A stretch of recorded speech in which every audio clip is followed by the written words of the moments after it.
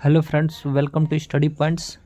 आइए आज की इस वीडियो में हम लोग कक्षा 12 के दूसरा अध्याय विद्युत विभव एवं धारिता से महत्वपूर्ण बहुविकल्पीय प्रश्नों को हल करते हैं, जो कि एग्जाम की दृष्टि से बहुत महत्वपूर्ण है। सभी स्टेट बोर्ड में ये इस प्रकार के क्वेश्चन पूछे जाते हैं।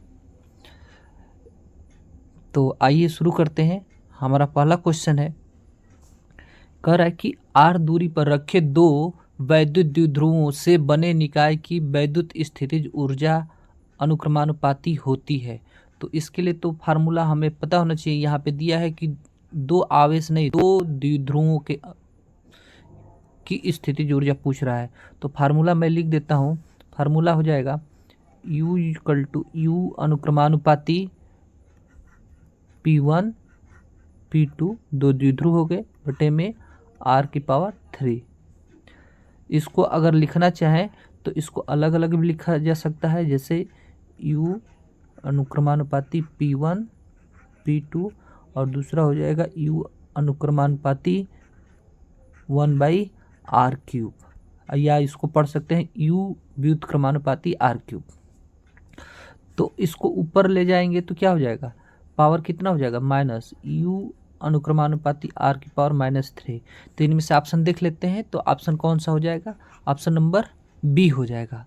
नेक्स्ट क्वेश्चन कह रहा है कि किसी संधारित्र की धारिता निर्भर नहीं करती है, प्लेटों की आकृति पर निर्भर करती है, प्लेटों के आकार पर निर्भर करती है, प्लेटों के बीच के अंतराल पर भी निर्भर करता है। किस पर निर्भर नहीं करती है, ये ध्यान देना होगा। तो प्लेटों के आवेश पर निर्भर नहीं करती है। नेक्स्ट क्वेश्चन कह रहा है कि पिकोफैरेड मात्रक है। पिकोफैरेड मात्रक है। केवल अगर फैरेड पूछेगा तो हम ये बता सकते हैं धारिता का मात्रा है, लेकिन इसमें एक जोड़ दिया है पिको। पिको का मतलब होता है 10⁻12। तो यहाँ पे हम कुछ देख लेते हैं, कुछ मात्रक, जैसे C होता है Q/V, जहाँ C क्या है, धारिता है, Q आवेश है, V वोल्ट है। तो अगर यहाँ पे धारिता का मात्रक देखें तो कूलाम, इसका मात्रक आवेश का मात्रक कूलाम, और कूलाम को C से प्रदर्शित करते हैं। वोल्ट का मात्रक यानी विभव का मात्रक वोल्ट, कूलाम प्रति वोल्ट, और इसका मात्रक फैरेड भी होता है, जिसको F से प्रदर्शित करते हैं। तो ये ध्यान देना होगा कि फैरेड और कूलाम प्रति वोल्ट ये धारिता का SI मात्रक है। ठीक है, तो पिको फैरेड है तो पिको फैरेड कितना हो जाएगा, ये हो जाएगा धारिता का, वैद्युत धारिता का SI मात्रक। ठीक है, तो यहाँ से हम लोग देख सकते हैं। एक नेक्स्ट क्वेश्चन की बात करते हैं। नेक्स्ट क्वेश्चन नेक्स्ट स्लाइड में है। नेक्स्ट क्वेश्चन कह रहा है कि एक गोलीय चालक की धारिता 1 माइक्रोफैरेड या 1.0 माइक्रोफैरेड है, तो उसकी त्रिज्या क्या होगी। तो गोलीय चालक की धारिता का फार्मूला पता होना चाहिए। तो गोलीय चालक की धारिता का फार्मूला बताएं तो 4πε0 × r ये होता है। तो हमें ये C का मान दे दिया है। यहाँ पर किसका मान दिया है, ये है C की वैल्यू है, यानी धारिता का मान दे रखा है। यानी C = दिया है 1.0 माइक्रोफैरेड, ये दे रखा है 1.0 माइक्रोफैरेड दे रखा है। तो हमें R की वैल्यू निकालनी है, यानी त्रिज्या की वैल्यू निकालनी है। और रही बात इसकी, तो अगर हम 4π का मान 3.14 भी रख सकते हैं और 22/7 भी रख सकते हैं, और ε0 का मान होता है 8.85 × 10⁻−12। तो इतना रख कर गुणा करने पर, तो यहाँ पर हम इस सब का अलग अलग मान नहीं रखेंगे, हम इस पूरे वैल्यू का मान रखेंगे। तो एक चीज़ मैं बता दूं कि F = कूलाम बल का फार्मूला होता है F = 1/4πε0 Q1 Q2/r²। यहाँ से इसकी वैल्यू हमें पता होनी चाहिए, इसकी वैल्यू कितनी होती है। तो इसकी वैल्यू की बात करें तो इसकी वैल्यू हो जाएगी 1/4πε0 की वैल्यू होती है 9 × 10⁹ ये होती है। ठीक है, तो अगर हमें इसकी वैल्यू चाहिए तो इसकी वैल्यू हम इसको कहाँ भेज देंगे, यहाँ पर भेजेंगे, इसको यहाँ पे भेजेंगे। यानी इसको हम लिख सकते हैं 4πε0 1/9 × 10⁻⁻9 +9 होता है, ध्यान देना होगा, +9। ठीक है, तो इसको हम यहाँ पे रखेंगे इसकी वैल्यू। तो मैं इसको हटा देता हूँ।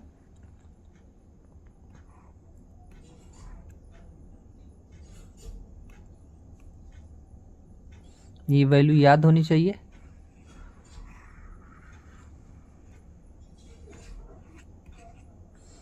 चलिए देखते हैं। तो यहाँ पे धारता C इक्वल टू हो जाएगा, C की वैल्यू C इक्वल टू हो जाएगा, यहाँ पे लिख सकते हैं 1 divided by 9 into 10 to the power 9 into R। ठीक है, तो R की वैल्यू चाहिए।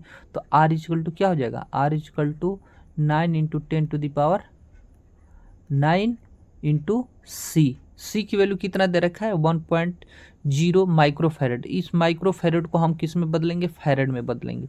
इसके बारे में भी अगर मैं यहाँ पे लिख दूँ, 1 माइक्रोफैरड इक्वल टू होता है 10 टू द पावर -12 फैरड, ये याद रखना होगा।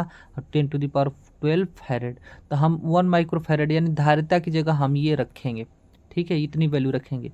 तो यहाँ पर हो जाएगा R equal to radius 9 into 10 to the power 9, और इसकी जगह रखेंगे into 10 to the power -12 farad. इसको हल करेंगे तो R इक्वल टू कितना आ जाएगा, 9 इंटू 10 टू द पावर -3। ये आ जाएगा आपका किलोमीटर में। किस में आ जाएगा, किलोमीटर में। हम इसको चेंज कर लेंगे मीटर में, तो R इक्वल टू आ जाएगा 9 मीटर। आंसर क्या हो जाएगा, 9 मीटर। तो अब देखिए इसमें से कौन सा ऑप्शन सही है, A B C, यानी C में हमारे पास 9 मीटर आ गया। नेक्स्ट क्वेश्चन कह रहा है कि 6 माइक्रोफैरड धारिता के 3 संधारित्र उपलब्ध है, उनके द्वारा प्राप्त न्यूनतम एवं अधिकतम धारिता होगी। तो एक चीज मैं बता दूं कि यहाँ पे ध्यान देंगे, इसके लिए भी फार्मूला हमें लिखना पड़ेगा कि जब हम संधारित्रों का संयोजन पढ़ते हैं तो वहाँ पे बताया जाता है कि संधारित्र को किस क्रम में जोड़ेंगे। तो जोड़ने के 2 तरीके हैं, एक समांतर क्रम और एक श्रेणी क्रम। ठीक है, तो अगर हमें न्यूनतम प्राप्त करना है, क्या प्राप्त करना है, न्यूनतम वैल्यू प्राप्त करनी है, यानी न्यूनतम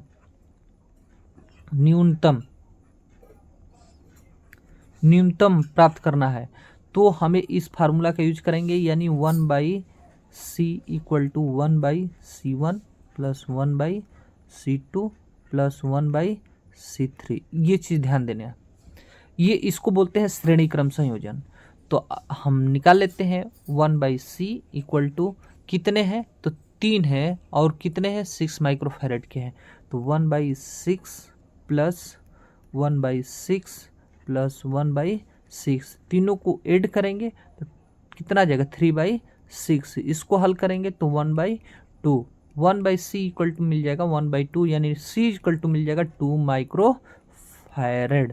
तो 2 माइक्रोफैरड देख, एक इसमें है और एक इसमें है, तो ना ए ऑप्शन होगा ना बी ऑप्शन होगा, सी होगा, डी होगा। हमारे पास 2 ऑप्शन है, एक सी और एक बी। तो न्यूनतम के लिए हम किस में जोड़ेंगे, श्रेणी क्रम में। अगर अधिकतम चाहिए हम यहीं पर हल कर देते हैं। अधिकतम के लिए, अधिकतम वैल्यू के लिए हम क्या करेंगे, इसको समांतर क्रम में जोड़ देंगे, C equal to C1 plus C2 plus C3। तो क्या मिल जाएगा, 6 प्लस 6 प्लस 6, सबको ऐड करेंगे तो यह आ जाएगा 18 माइक्रोफैरड। देखते हैं, तो ये तो बी भी कैंसिल हो जाएगा, तो हमारे पास ऑप्शन क्या आ जाएगा, सी, यानी 5वें का आंसर क्या हो जाएगा, सी हो जाएगा। ठीक है, नेक्स्ट कह रहा परावैद्युतांक का एसआई मात्रक होता है। परावैद्युतांक का एसआई मात्रक होता है, तो हम इसका एसआई मात्रक तो डी हो जाएगा, कूलाम स्क्वायर प्रति न्यूटन मीटर स्क्वायर। और फार्मूला अगर आपको बताऊं तो एफ इक्वल टू कूलाम बल से निकाल लेंगे, F equal to 1/4 pi epsilon naught Q1 Q2 by R square. हमें इसकी बीमा पूछ रहा है, बीमा कह रहे हैं, मात्रक पूछ रहा है, बीमा भी निकाल सकते हैं, इसका मात्रक पूछ रहा है, एसआई मात्रक। तो ये 4 पाई का तो मात्रक होता नहीं, तो इसको यहाँ भेज देंगे तो एप्सिलॉन नॉट इक्वल टू मिल जाएगा Q1 Q2 by F into R square. Coulomb, यहाँ पे कूलाम स्क्वायर, कूलाम मिलकर क्या हो जाएगा, कूलाम स्क्वायर, और न्यूटन और ये हो जाएगा मीटर स्क्वायर। तो इसके इस सूत्र के अनुसार अगर निकालेंगे तो ऑप्शन नंबर डी सही होगा। नेक्स्ट क्वेश्चन देखते हैं। नेक्स्ट क्वेश्चन कह रहा है कि अगर दो आवेशों के बीच की दूरी बढ़ाई जाती है तो उनके बीच उनके वैद्युत स्थितिज ऊर्जा होगी। दो आवेशों के बीच की दूरी बढ़ाई जाती है तो वैद्युत स्थितिज ऊर्जा होगी, ये बताना है। तो W इक्वल टू, अगर मैं बात करूं, W इक्वल टू होता है Q इंटू वी, और V इक्वल टू होता है 1/4πε0 Q बाई R। तो ये वैल्यू हम यहाँ पे रखेंगे तो W इक्वल टू हो जाएगा 1/4πε0 Q, अगर Q1 Q2 बाई R, इसको अगर हम Q1 मानते हैं, इसको Q2 मान लेते हैं, तो ये आ जाएगा। तो इसी को स्थितिज ऊर्जा यानी कार्य ही ऊर्जा है, तो हम इसको क्या कर सकते हैं, U।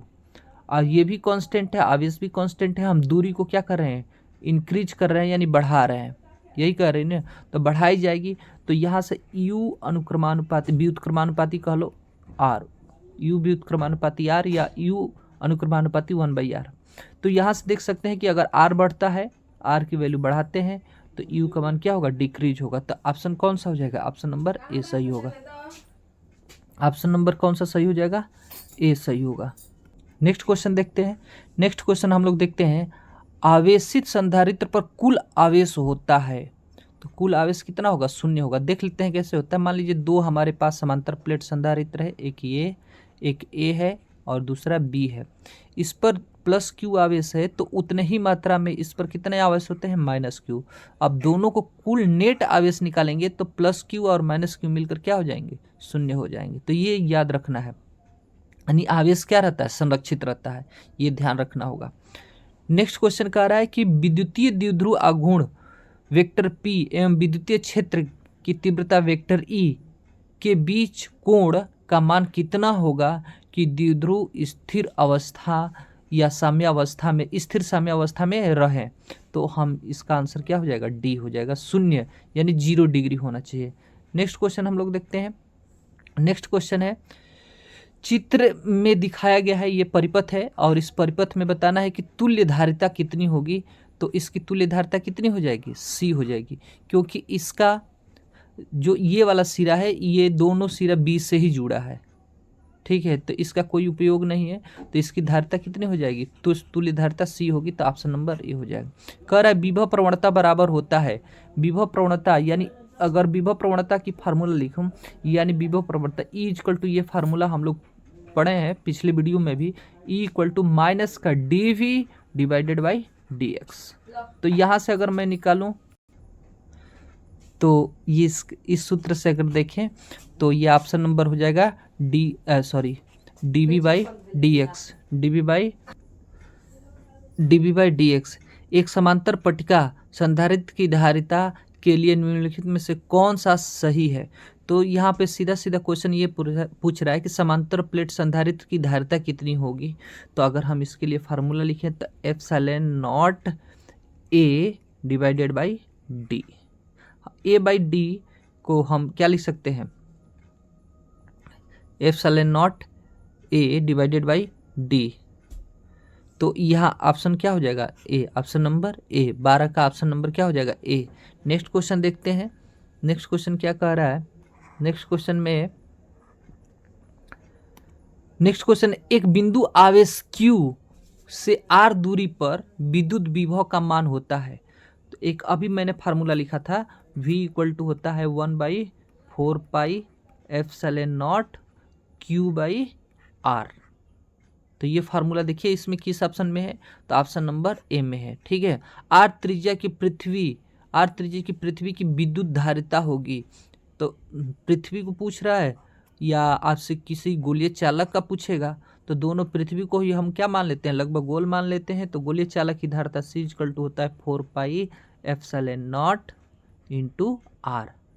ये क्या है, पृथ्वी की त्रिज्या हो जाएगी। अब देख लीजिए कौन सा ऑप्शन सही है, तो ऑप्शन नंबर बी है।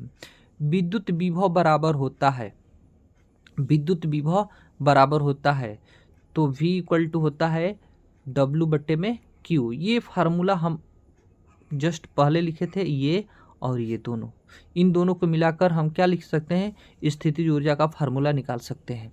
तो विभव क्या हो जाएगा, W/Q, W divided by Q, यानी ऑप्शन नंबर बी हो जाएगा 15 का।